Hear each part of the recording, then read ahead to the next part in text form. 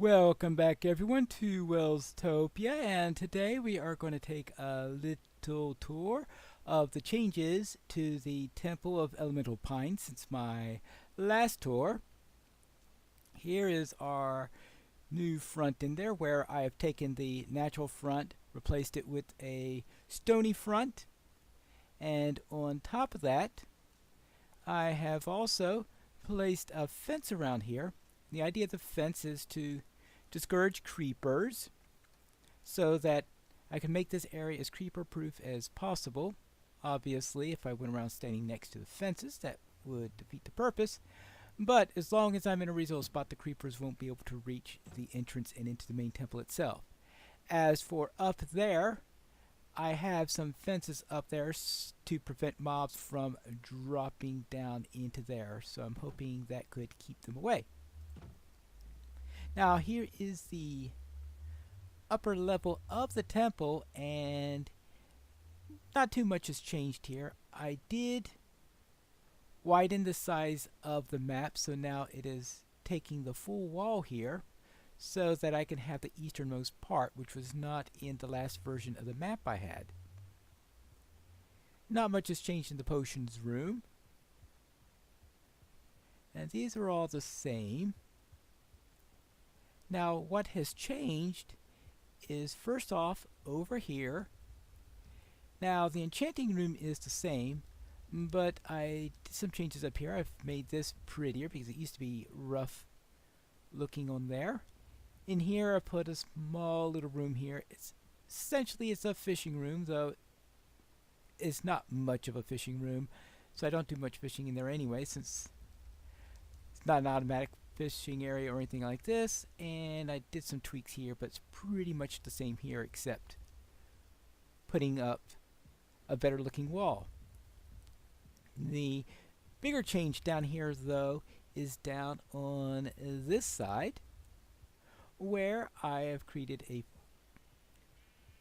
sheep farm here. Here I have most of the colors in here. The black, white, and the colors that are outside the spectrum are all here. And I put a nice area in which to put collected wool over here.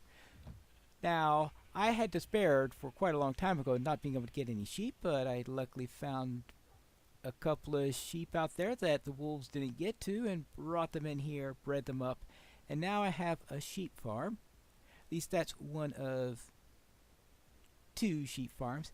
Now the main thing that's changed down in this area is something that was in one of the very recent episodes, maybe in the last episode, where I built this tree farming area. This is where I can farm any type of tree I wish, including those double sized spruces, so I can get plenty of spruce in there. And in fact, I've been collecting quite a bit of it so I could have help in making the third level, because I always had to go get a little bit of spruce. Oh, I need more spruce. I need more spruce. That was pretty much a constant as I was going on. Now the first level of the temple hasn't changed all that much. I know that should be no surprise since I was mainly working on the second level of the dungeon. And here is the other part of the sheep farm. This is for the spectral color, starting at red. I know we don't have violet, so I had to settle for purple instead. I think it's a coin flip on whether to use magenta or purple for that last one. But again, I have plenty of wool covered on that area. I think those are all the oh yes, there is one other modification I did make here, and that is the entrance to the skeleton farm. I removed that so there's no longer an entrance to the skeleton farm over here. But that was just a little minor tweak. So let's head down to the second level and see what I was working on mainly. And I don't know why I've got a couple of torches here. Probably was when I didn't have enough light in the area. But now I do. Now here's the air temple. And one of the significant things I did is to populate the temples with clerics. Which reminds me, yes, I do have clerics in the Earth Temple over here. Of course, I forgot to mention that. So we do have a couple of clerics. You can see, yeah, there's one. I have 3 clerics in each one, plus a non-cleric that represents the high priest. So in this case, I have a farmer for the earth temple. I thought that would be appropriate. For the air temple, I've got a librarian, since I thought a white coat would be most appropriate for that. And let's see, so there is the air temple. Yeah, right, there's our white coat over there. And this way is to the water, oh no, this way to the water temple. Right? Yeah, this is the water temple area. Right over there is the stairway. And the water temple we have here, our Nitwit is our high priest for the water, and this block here represents the living water, which is taken from the Temple of Elemental Evil module. And in DDO they represented it with a gelatinous cube, and I thought that a 3x3 slime block would be nice there. And then these are the quarters for the various clerics, which is why there is a bed on that side. But I haven't done much decoration on this area. So this is the outer area to the water temple, and over on this side we have the fire temple.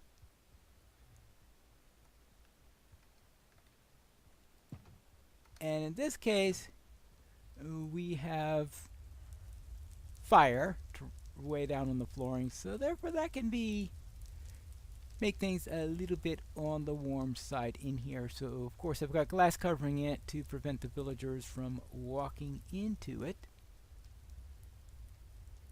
And that's the fire temple. Now over here we have the Hall of the Triumphant Pine. So this is a ballroom, so therefore in the middle we have our dance floor. And on either side we have the seating for eating and the like.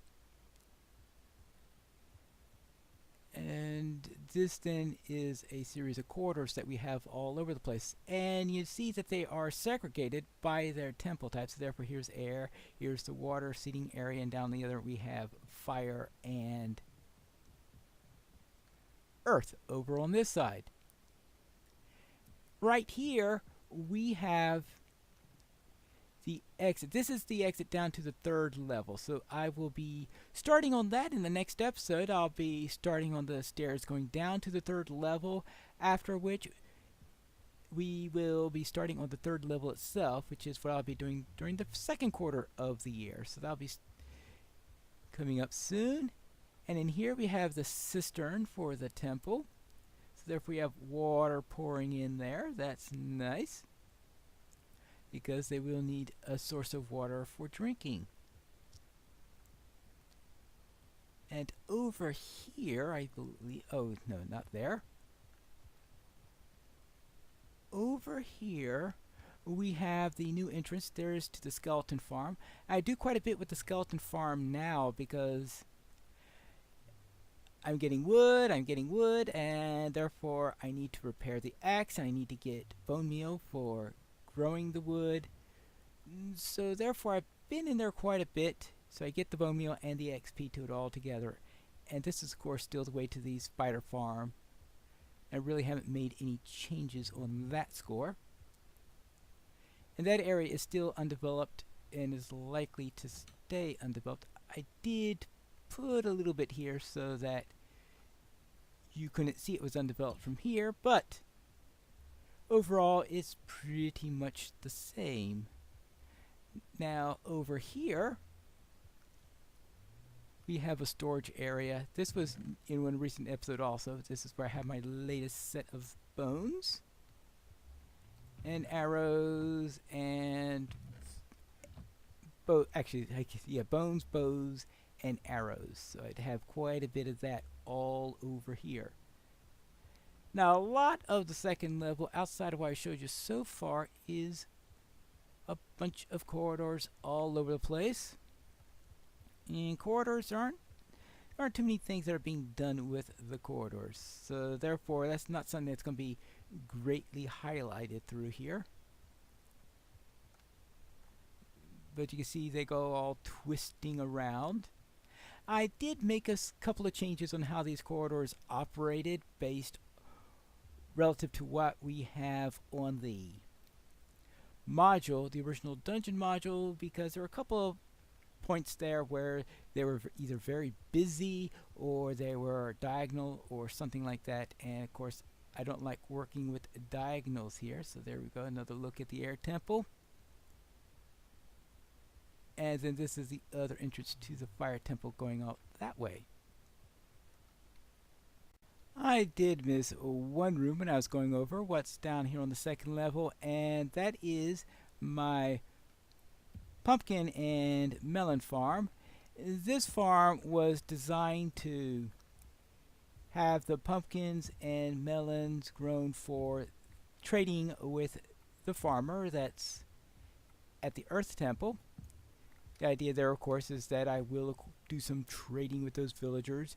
The goal there is to get glowstone, so therefore I trade the farmer to get emeralds for all of this, and then the emeralds then can be used for getting glowstone and also bookshelves, which are also nice to have.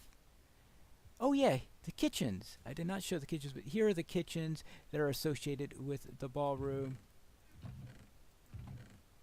And don't know why I have stone and andesite in here, but I'll keep that in mind. So therefore I have these furnaces that I could use if I ever wanted to smelt anything simultaneously. And down all the way through here we have corridors galore, because the second level, it has these big major areas, these temples and some of the various rooms that we've seen, but it also has a great deal of corridors.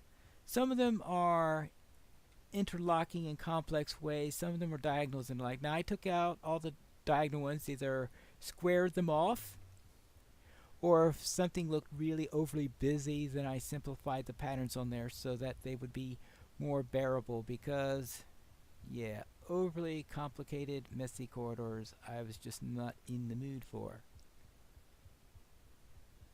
Now down here, I think this is back to the hall here, and when we come up here we have the other entrance to the temple. That I think that'd be, oh well, I cut through the fire temple. So here's the other entrance.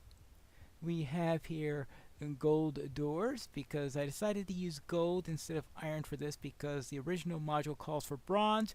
We don't have copper or bronze in this game, so I thought then we will use gold instead for it. Use it one of the noble metals in place of that. So let's go to the top floor again. And I think I covered everything that's of significance that has changed since the last time. I can't think of too much else that's changed. Of course, there could have been some small changes that I forgot that there were changes because I did them early on or something like that. But I made a reference earlier to a pumpkin farm. Now this pumpkin farm is the one that I use in order to make my pumpkin pies. So it's not mainly for trading like the other one is. This one is for making pies. So I do get some extra pumpkins out of this because I make them 16 at a time. And since I make them 16 at a time, see here I've grabbed 18. So therefore in the sugar cane I'm getting a lot more than 16. I'm getting twice that. And here I get on a pop 24 at a pop. And usually I stock up on pumpkin pies when I get down and need 16 of them. In other words, worth on a stack of eggs there. So So let's head up to the top level. There were a couple other little changes I made in there. I was planning on skipping them, but I thought that the tour was going to take a long time, and I managed to do this a little bit faster than I thought. So let's have a look first over here.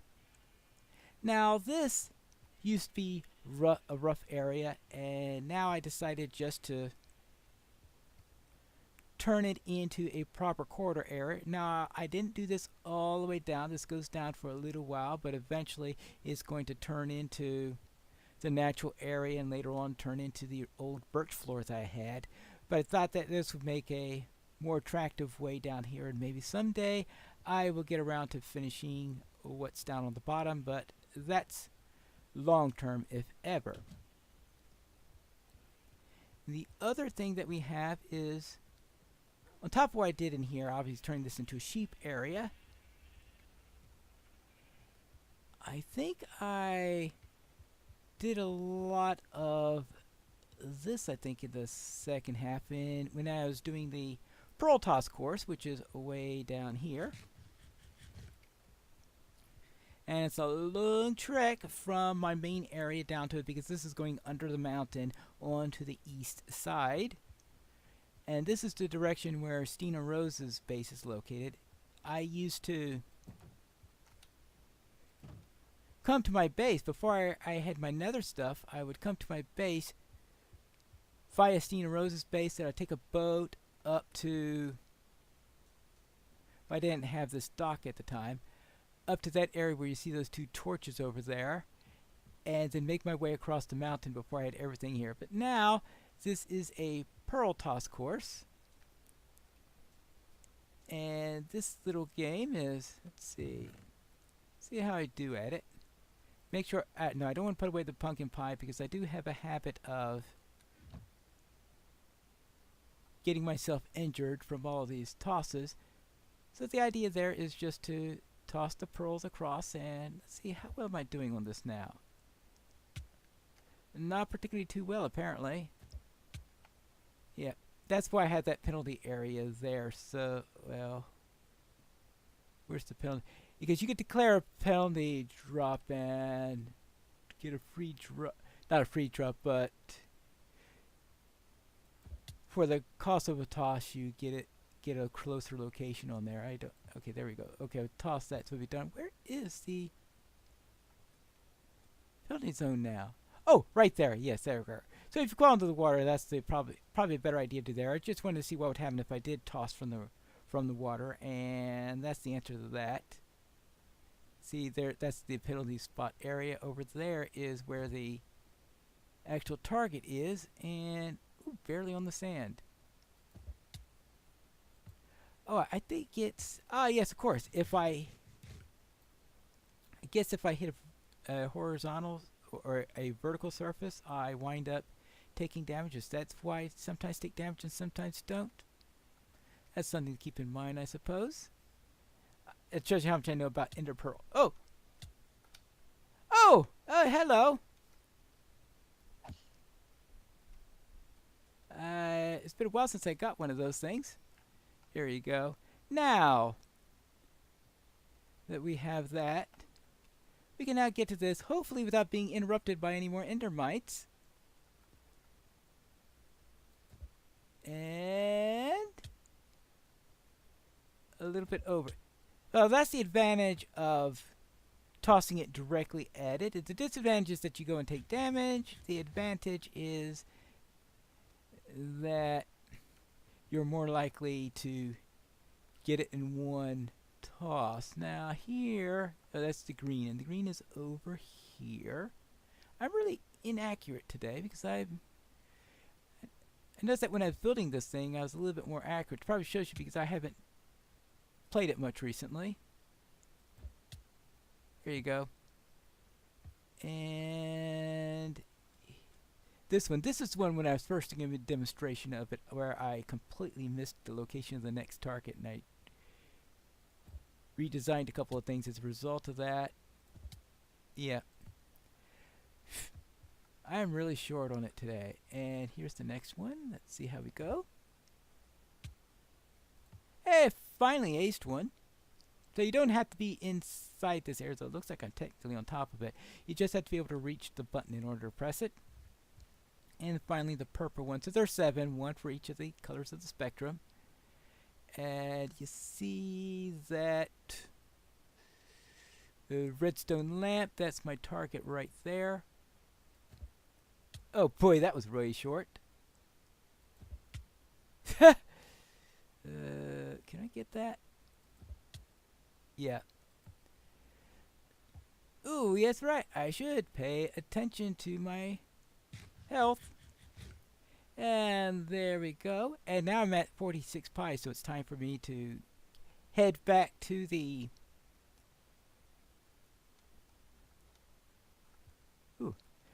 to head back to the pumpkin farm and make some new pumpkin pies. But actually, I think that's the worst round I ever had because I only had 1 pearl left, and usually I have about 3 or 4 of them, so therefore it means I'm very, very rusty. Back when I was doing it, I was able to be much more accurate, and that shows you how quickly my skills at throwing into pearls becomes very, very rusty. When you consider that for building that course, I've maybe used about 4 or 5 pearls total in my Minecraft career, so that shows you how much I'm used to in using ender pearls. But that's a little quick tour of the temple here. We had a little look outside, a little look up here, a quick peek on 1 or 2 things on the first level, and well, I won't call it a thorough look at the second level, but we got to see all of the major rooms down there. And next time we are going to start digging out the stairway down to the 3rd level of the dungeon. And that's going to be interesting, trying to decide exactly what I'm going to do there. I am making significant modifications because there are 2 sections to the 3rd level. I'm only using 1 of those sections, and I think I'm going to, as a result of that, incorporate parts of the 4th level into the 3rd level and call that the final level of the dungeon. But that is it for this little tour. When we return next time, we are going to start digging again when we return for Pineleaf Plays Minecraft Welstopia.